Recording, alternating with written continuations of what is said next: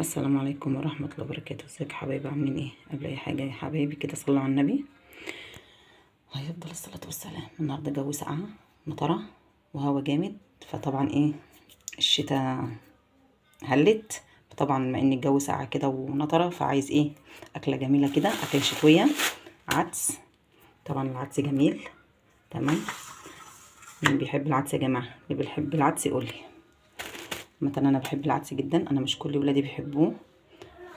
هنعمل النهارده عدس، هنعمل ربع عشان خاطر ايه مش كل ولادي بيحبوه، مش كل ولادي كمان ايه بياكلوا العدس. معنا هنحط مع العدس 3 فصوص توم، ونحط بصل، ونحط جزرتين كده هوت مقطعينهم. تمام. بصوا يا حبايبي، احنا غسلنا العدس غسله طبعا جامده، ماشي تمام. وبعد ما غسلناه غسلنا غسله كده حلوه. هنحط طبعا في الحاجه اللي احنا قلنا لكم عليها، الجزر والبصل والثوم. البصل ما بيحتاجش الا كمون وملح وخلاص، على كده ما بحطش اي بهارات تاني غير كمون بس احنا نحطه على البوتاجاز، هنحط له ميه ونحطه على البوتاجاز يغلي غلوتين، وبعد كده نحط الكمون ونحط مرقه معاه. بس يا حبايبي احنا حطينا الميه اهيت ماشي على العدس، هنسيبها بقى تغلي. طبعا طبعا احنا عارفين الكل بيعرف يعمل عدس، بس احنا قلنا ناخد ايه افكار كده من بعضينا. ها، هنسيبه بقى يغلي غلوتين ونحط الكمون ونحط الملح والمرقه، بس بعد غلوتين يعني ماشي. بس يا حبايبي العدس بس غلي اهوت ماشي، غلي يعني غلوتين. نحط دلوقتي المرقه،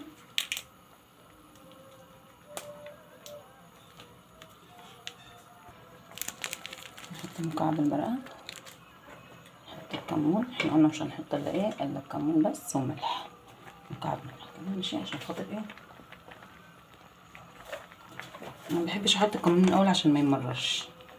نحط بقى ملح عادي، هنخليه عادي، بس طبعا مش هنحط ملح كتير، نحط ملح في التومه لسه ماشي.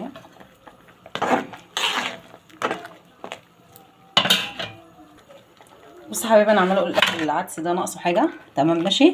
وحاطين جزر وحاطين بصل وحاطين توم، نحط على فكره طماطم. بسم الله الرحمن الرحيم.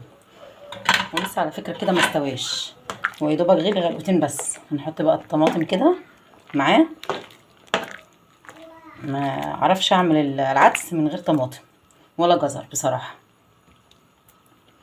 كده اكله بصراحه يا جماعه جميله والله. طبعا جنبها بصل، في ناس بتحب العدس ده فته، وناس بتحب تاكله بالمعلقه كده شوربه، وناس بتغمز عادي.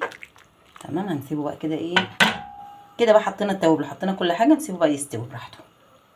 بس حبايبي العدس خلص اهو. حتى الطماطم برضو اللي حطيتها بعد ما غليت غلوتين بصوا اتهرت خالص كده. بقى نعمله بالهاند بلندر، يا اما ايه نسيبه يهدى شويه ونعمله في الخلاط. بص يا حبايبي انا هعمله بالهاند بلندر. بسم الله.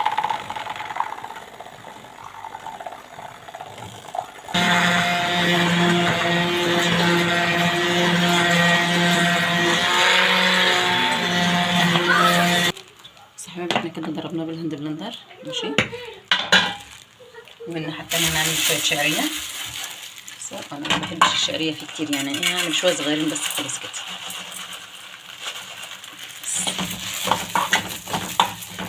مش هكتر الشعريه فيه، هنعمل الشعريه بس ايه تصفر كده، ونقوم ايه طرشينها على العدس. تستوي الشعريه في العدس نعمل ايه تومه، اخر حاجه التومه.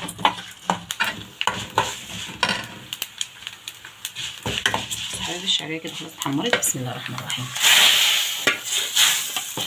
بسم الله بسم الله.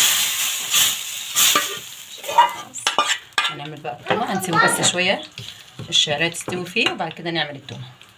حبايبي دلوقتي هنعمل التومه. نعمل التومه كده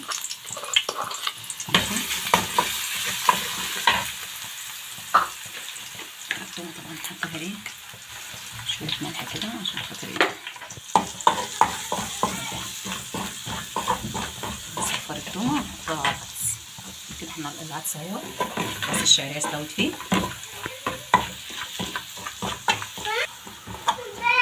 بس حبايبي بسم الله الرحمن الرحيم. بسم الله. كده خلاص العدس خلص ماشي. هنديله بقى غلوه كده ونغرفه. بس حبايبي كده اكلنا خلصت اهو، العدس اهوت ماشي. يتشرب بالمعلقة دي، يتاكل بالعيش. ده تسقية عدس، معانا عيش برضو وبصل. دي كده الأكلة الشتوية الجميلة. طبعا أكيد ناس كتير بتحب العدس. العدس ده بصراحة العشق.